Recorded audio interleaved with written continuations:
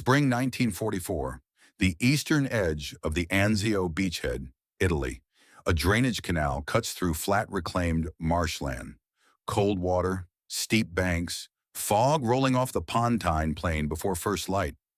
On the far side of that water sat the Hermann Göring Panzer Division, one of the most heavily equipped formations Germany had in Italy. And that spring, when the sun came up over their sector, German soldiers kept finding something at their forward positions that made no military sense. A dead man killed at his post without a shot fired, without an alarm raised, without a single sound anyone could remember hearing. And on his helmet, sometimes on the body itself, a small printed sticker, a red arrowhead, the shoulder patch of an Allied unit. Beside it, a sentence, not in English but in German, in red ink. The worst is yet to come. Think about what that piece of paper actually was. Someone had crossed the canal in darkness. Someone had moved past the wire, past the mines, past the machine guns, into the middle of a German-held sector. Whoever it was had done the killing in total silence, and then instead of vanishing, had taken the time to reach into a pocket, peel a sticker, and press it onto the dead. A message composed in advance, printed in bulk, and written in the language of the men who would find it. For 99 consecutive nights, this happened along 8 miles of the Anzio line. The unit responsible began the siege with roughly 1,200 fighting men. Across the water stood a garrison estimated at 70,000 German and Italian troops. And yet within weeks, it was the German side of the line that moved. Outposts pulled back as much as half a mile from the canal after dark.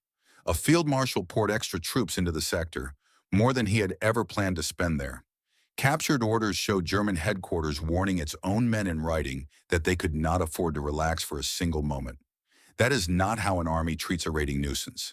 That is how an army behaves when its soldiers no longer trust the dark. When standing watch alone, the oldest duty in soldiering, has quietly become a job no one wants and no one is left to insist on. How does that happen? How do a few hundred men convince one of the most professional armies on earth that the night itself has changed sides? The answer is not a weapon. You could search every one of those raiders and find nothing a museum would glance at twice. A knife, a coil of rope, a tin of boot polish, a pocket full of stickers. The answer is a tactic, a deliberate engineered way of using darkness that no other army in the world was practicing in 1944. To understand it, and to understand why the German response to it looks on the maps like an army backing away from water, we have to go back 2 years to Montana. To a war plan so strange it was nearly a joke, and to the unit the plan accidentally created. March 1942, London. The war is going badly enough that the British High Command is listening to ideas it would have laughed out of the room in peacetime. One of them belongs to Geoffrey Pike, a civilian scientist and adventurer on the staff of Lord Louis Mountbatten, a man with no military rank and a mind that produced schemes the way other men produce small talk. His proposal: parachute a small force of commandos onto a glacier in occupied Norway. Let them live on the ice where no German garrison could reach them, and from that frozen fortress, send them down to wreck 14 hydroelectric plants feeding the enemy war machine, tying whole German divisions to the mountains in the process. The plan was called Project Plow. It required men who could ski like Norwegians, climb like Alpine guides, jump out of airplanes, demolish turbine halls, and kill quietly in the dark. It also required a snow vehicle that did not yet exist, aircraft nobody could spare, and an evacuation plan nobody had written. Britain, its industry stretched to the breaking point, handed the concept to the Americans at the Chequers Conference that same month, and General George Marshall accepted it. In May 1942, the file landed on the desk of a 35-year-old staff officer in the War Department's Operations Division, a West Point graduate with a mediocre cadet record and a gift for cold arithmetic. His name was Robert T. Frederick. He read Project Plow and took it apart bolt by bolt. Objectives unrealistic for the numbers involved. A force that would be surrounded and destroyed trying to hold anything it seized. No aircraft to deliver it, and no way to ever bring it home. His verdict in plain terms: this will end in fiasco. Here is what the Army did with that verdict. It gave Frederick the unit. Hold on to that irony because everything that follows grows out of it. The one officer who understood exactly how this force could die was now the officer responsible for keeping it alive. And he built it accordingly, not around a plan, but around capabilities. In July 1942, the first Special Service Force was activated at Fort William Henry Harrison, outside Helena, Montana. It was from birth an oddity, a fully integrated American-Canadian formation, the first of its kind. Ottawa quietly assigned 697 officers and men under the cover story that they were forming Canada's 1st Parachute Battalion. Roughly half the officers were Canadian. To weld two armies into one, drill commands were homogenized. Uniforms were made identical, and Canadian bagpipers were folded into the American band to sound reveille.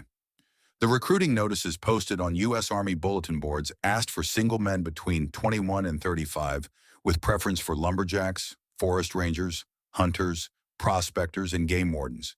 Men who already knew how to move through wild country and how to be patient in the cold.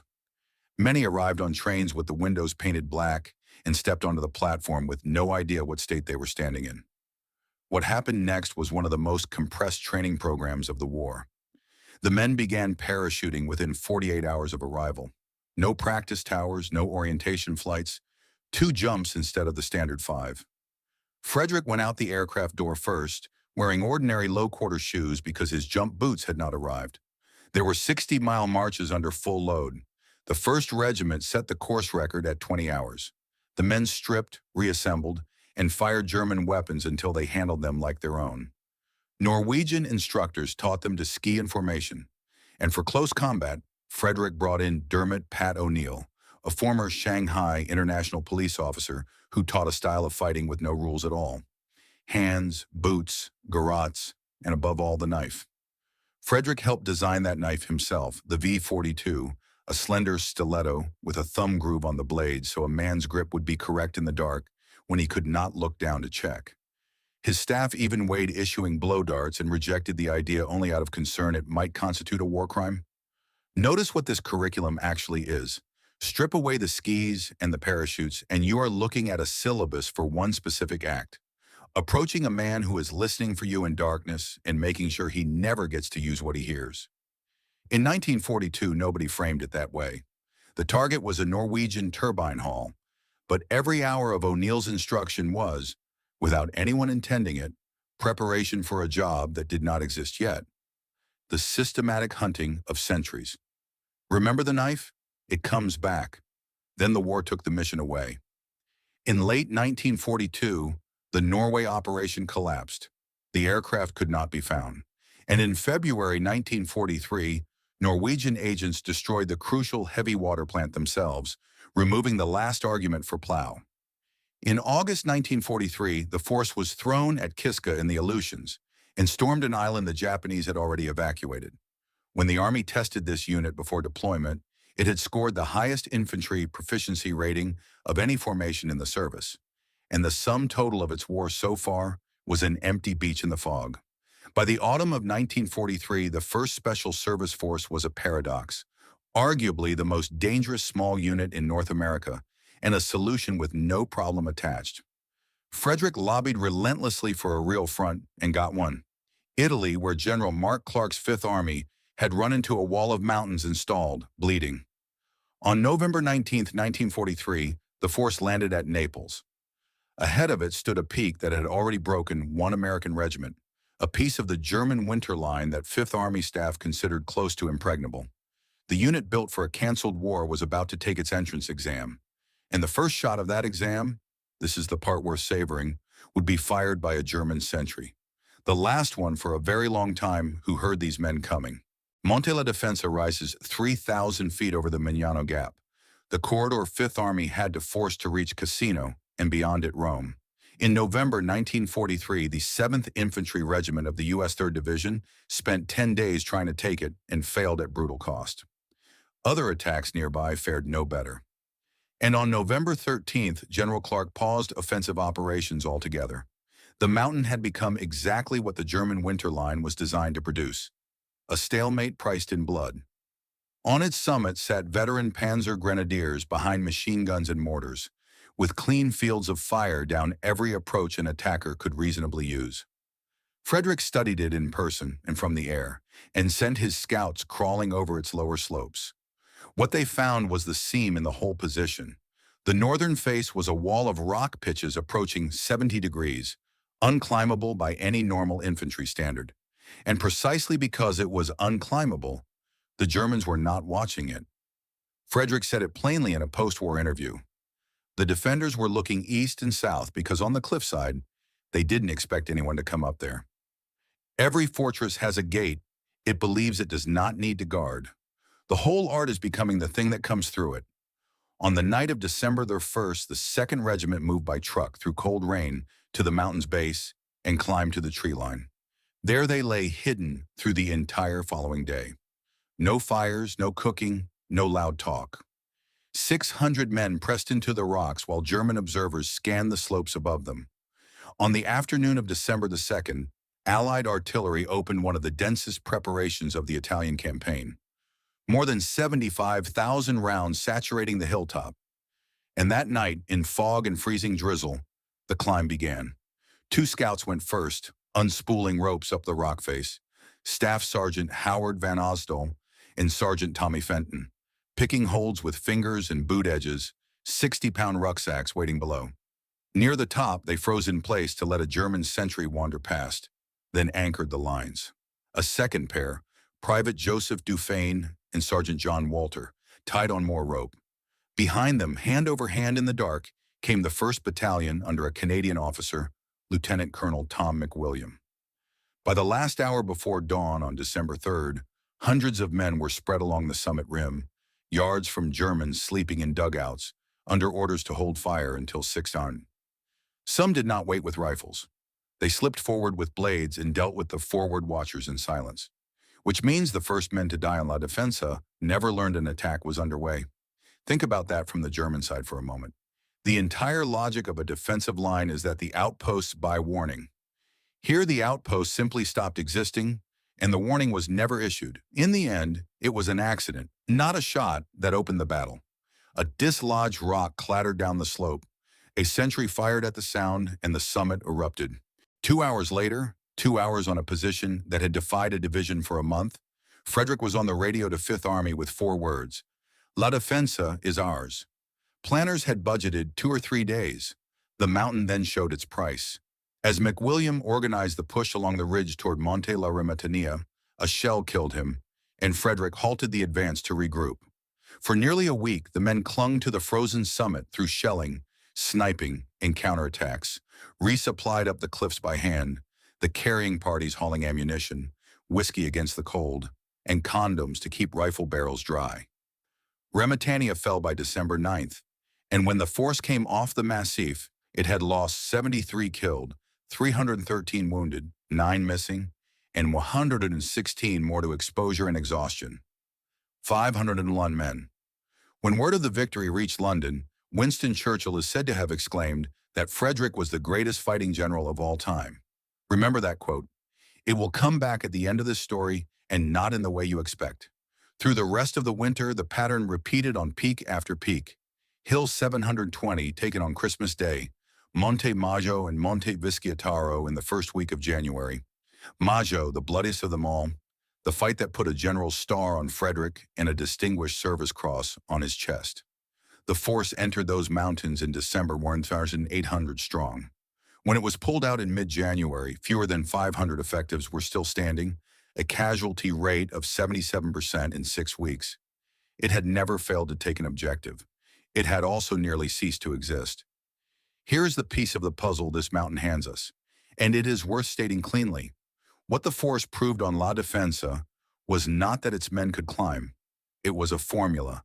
Arrive by the route the enemy has decided is impossible, and kill the watchers first, so that the first warning of the attack is the attack.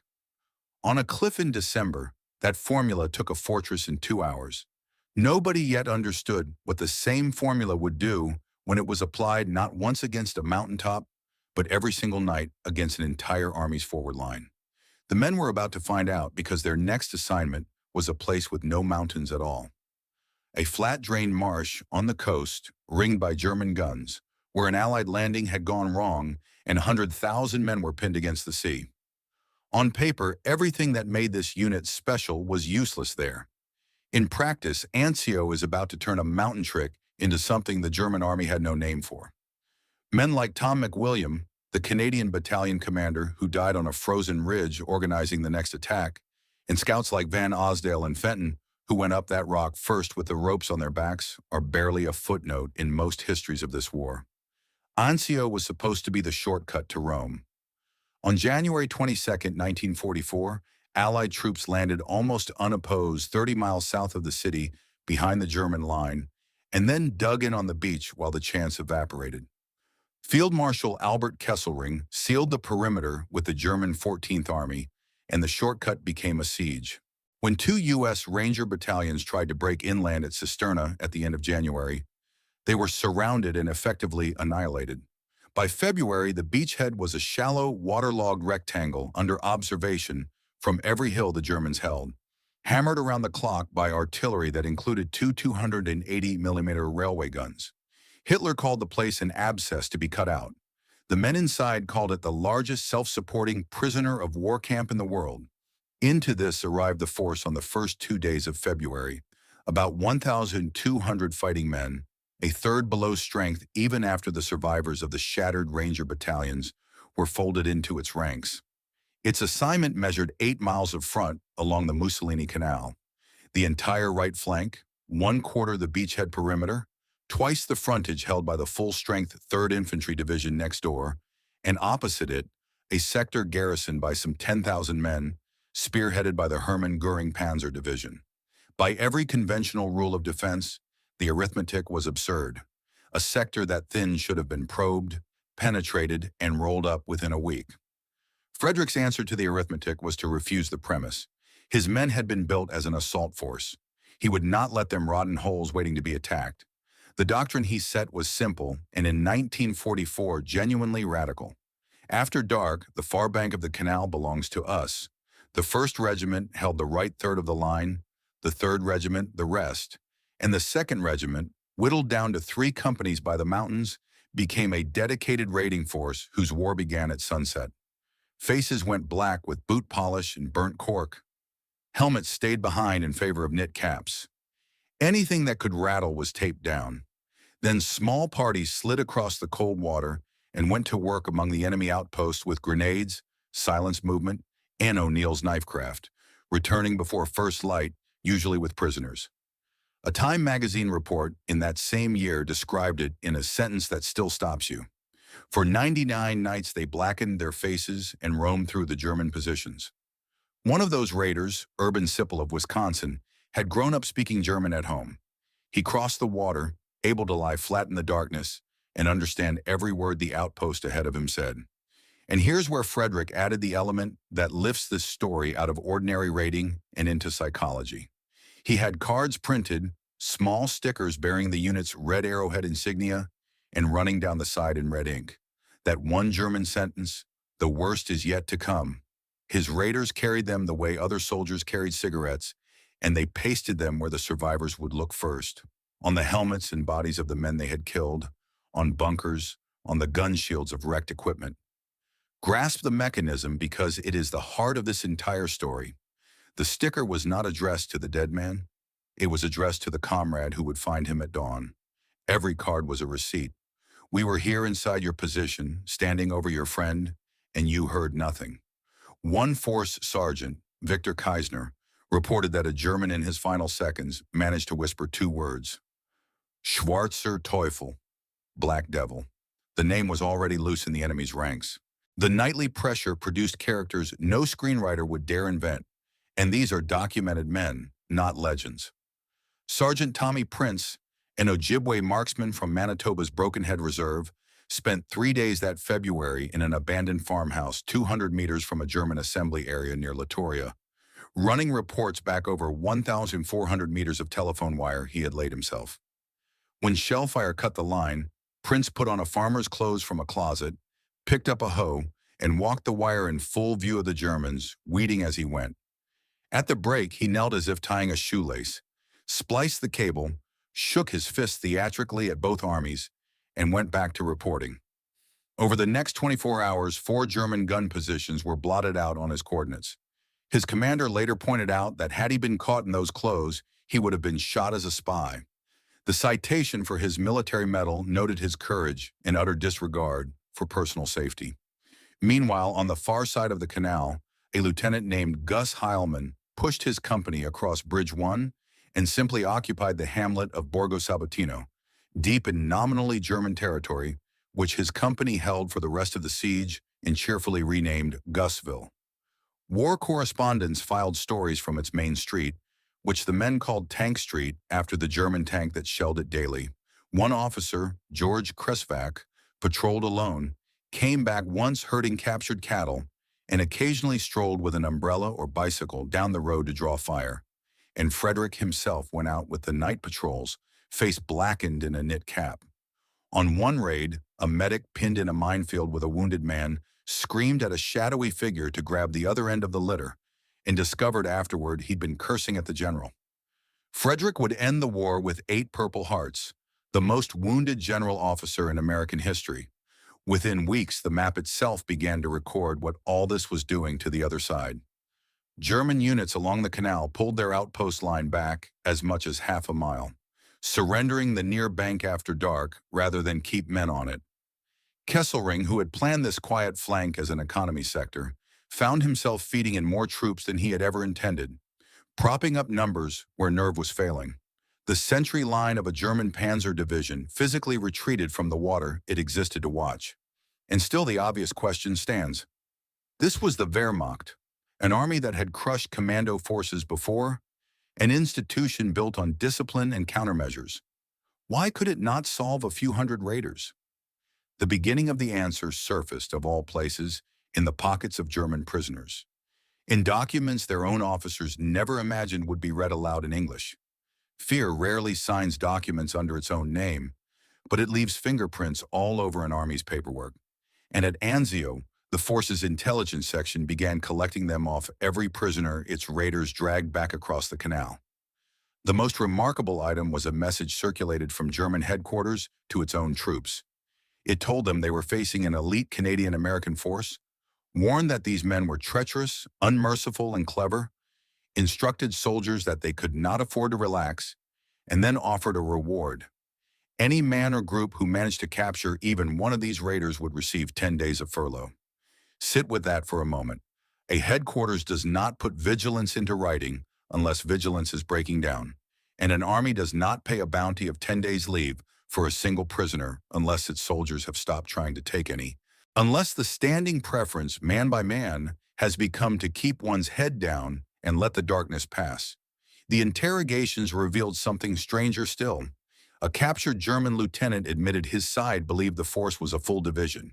1,200 men in the enemy's professional staff work had inflated them tenfold. Some of that was Frederick's deliberate theater. He ran empty trucks up and down behind his lines and pitched tents for soldiers who did not exist. But most of it the Germans manufactured themselves. A rumor ran through their ranks that these night visitors were convicts, murderers recruited straight out of prisons, men who took no prisoners. The raiders never planted that story. It did not have to. This is what terror does once it takes root. It writes its own propaganda, staffs its own intelligence estimates, and bills the enemy nothing for the service. Now, honesty requires pause here because this story carries one famous artifact we cannot fully verify. The legend says a forceman pulled a journal off a dead lieutenant of the Hermann Göring division, and that in it the German had written that the Black Devils were all around them every time they came into the line, and that we never hear them come. That diary has never been confirmed by any member of the unit, and historians note the nickname may owe as much to the unit's own intelligence officers as to any German pen. Fine. Strike the diary from the record entirely. What remains? A furlough bounty and a captured order. A lieutenant who swore he faced a division. An outpost line that measurably retreated from the canal. A field marshal reinforcing his quietest sector against his own plan. The legend and the ledger say the same thing. The ledger just says it under oath. And the ledger lets us name the mechanism precisely. The actual answer to the question of how they did it. The raids did not primarily attack German bodies. Armies absorbed casualties. The Wehrmacht absorbed millions. The raids attacked the meaning of standing watch. A sentry's entire function rests on one assumption, that his senses buy warning, that if death approaches, he will hear it in time for his alertness to matter. The force's signature, repeated night after night, was that nothing was ever heard, which inverted the meaning of silence itself. For a German private on the canal, a quiet night stopped proving he was safe. It proved only that he could not know, and every countermeasure his commanders reached for made the inversion worse. Pull the outpost back half a mile, and you hand the raiders that half mile, which is how an American lieutenant ended up holding a village behind your line and giving it his own name.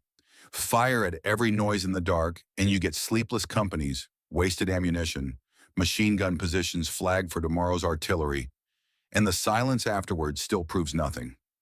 Pour in reinforcements as Kesselring did, and you have offered the knife more targets while thinning your reserves at the beachhead's real pressure points. The arithmetic was merciless. To keep the fear alive, the raiders needed to succeed once in a while. To kill it, the defenders needed to be perfect every night, everywhere, forever. No army meets that standard. So let's be exact about what the record shows. Does a surviving German document say in so many words, "Our sentries refuse to stand watch alone"? No. And any honest historian will tell you, fear almost never files under that heading. What the record shows is refusal after staff officers translate it into acceptable language. It looks like a watch line withdrawn from the very water it existed to observe, like extra companies spent where no attack was planned, numbers substituted for nerve. Like a written plea not to relax, and 10 days of leave dangled for laying hands on a single enemy. When an army pulls its watchers back from the dark and starts paying for what its men will no longer go and take, that is refusal written in map coordinates and countersigned at headquarters. And it had one more measurable consequence, maybe the largest of the war for this beachhead. In mid-February, the Germans launched the great counteroffensive that nearly split the Allied perimeter down the center. In 4 months, they never once mounted a serious attack on the force's quarter of the line, the thinnest held quarter there was. On paper, the weakest sector. In German minds, the strongest. The unit paid for those 99 nights with 106 men killed or missing and more than 300 wounded. The line they held never moved back a step. Then in May, the war reversed the terms of the whole experiment. The men who had spent 3 months crossing that canal in secret were ordered to cross it in broad daylight in front of everyone and lead the entire beachhead out. At the head of the column would be a general with a fresh bandage around his neck. On May 23, 1944, the breakout began, and the force went over the Mussolini Canal and Highway 7 with the lead elements. In sunlight, this time into the teeth of the defense. Monte Aristino fell on May 25th, Rocca Massima 2 days later, and in the pre-dawn dark of June the 4th, Frederick's men entered Rome at the front of the Allied armies, racing through sniper fire to seize the bridges over the Tiber before German engineers could drop them. By most accounts, 6 to 8 bridges were secured in a single day. Frederick characteristically was at one of those bridges himself and was wounded yet again. Contemporary reporting described him leading the breakout with a bandage wrapped around a neck wound, and army historians count 4 separate wounds in the drive on the city. Rome was the first Axis capital to be liberated. The men had roughly 48 hours to enjoy the headlines. Then the world's attention landed on a beach in Normandy and never came back. The unit's final act played out in southern France, and it opened fittingly in darkness. On the night of August 14th, forcemen under Colonel Edwin Walker slid ashore on the islands of Port Cross and Levant ahead of the main invasion and took 5 German coastal forts. Frederick was gone by then, promoted at 37 to Major General, the youngest in the U.S. ground forces, and jumping into France at the head of an airborne task force.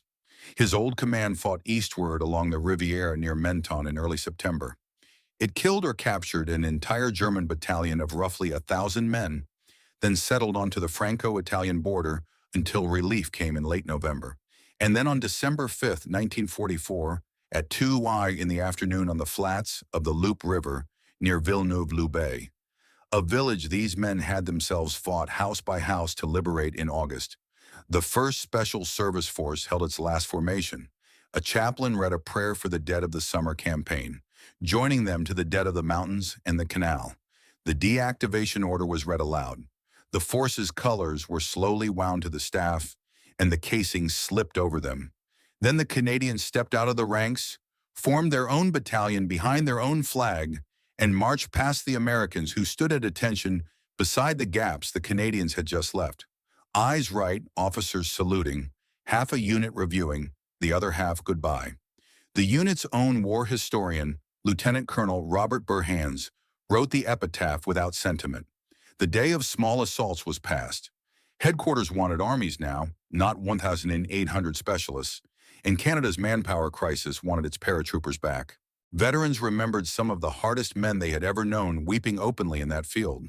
Men who months earlier had gone absent without leave from hospitals for the sole purpose of getting back to this unit before it fought again. One last irony rode home with the Americans. Many were folded into the 474th Infantry Regiment, which finished the war on occupation duty in Norway, the country they had trained 2 years to raid. Some of them finally reached it after it was free. Now that Churchill, quote, the line calling Frederick the greatest fighting general of all time, has been repeated for 80 years, and when U.S. Army Special Operations Command historians went looking for its source, the earliest trace they found was a Men's Adventure magazine from January 1960. Unverified like the diary. And here is what makes this unit almost unique in military history.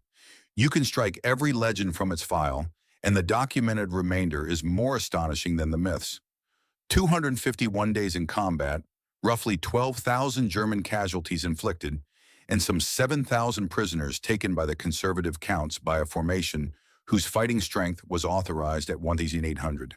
Its own losses, 2314, 134% of that strength, an attrition rate beyond 600% once replacements are counted. Not one failed mission. 488 names on the cenotaph its survivors raised in Helena. In February 2015, 43 of the last living forcemen stood in the U.S. Capitol to receive the Congressional Gold Medal. And to this day, the crossed arrows they wore are the branch insignia of the U.S. Army Special Forces, while Canada's Special Operations regiments carry the V-42 knife on their badges. Every December 5th, soldiers of both nations mark Menton Day together. The unit died in a French field. The idea of it never has. So here is the verdict stated as plainly as those stickers stated theirs. It was not the knife that made German sentries dread the watch. Every army had knives, nor was it the killing alone. Armies are built to absorb killing. What broke the watch was proof, nightly printed unanswerable proof that the watching no longer worked. A sentry's courage rests on a single bet, that silence means safety, and that if death comes, it will at least announce itself in time for his alertness to matter. The force rigged that bet, then pinned the receipts to the losers. After that, a man standing alone in the darkness above the canal was not performing a duty anymore. He was waiting. His army understood it before he could say it, which is why the outpost came back from the water. Why the sector swallowed reinforcements it was never budgeted. Why headquarters was reduced to buying with furloughs what orders could no longer command. The tactic did not defeat the German sentry's body. It repealed the meaning of his job. And no soldier of any nation in any century stands alone all night for a job that has stopped meaning anything. One of the men who understood the dark better than anyone, Tommy Prince, was decorated by King George VI at Buckingham Palace in 1945 and died homeless in Winnipeg in 1977. His medals sold to get by, then honored at his funeral by Canada, France, Italy, and the United States, recognition arriving a lifetime too late. His people sang a warrior's song over the grave. Remember that when you weigh what these stories cost the men who lived them. Wars are decided by steel and mathematics, but they are felt in the 10 yards of darkness in front of a lone man's post. The men who mastered those 10 yards, Frederick, McWilliam, Van Osdell, Prince, and some 2,000 others in a patch stitched with the words USA and Canada, were not devils. Whatever the enemy whispered, they had names and they deserve to be remembered. If this story changed the way you look at the shadows of history, please subscribe and like our channel. We are unearthing the past that they tried to bury. Let us plant the seeds of the future together. The next treasure of history will be revealed soon.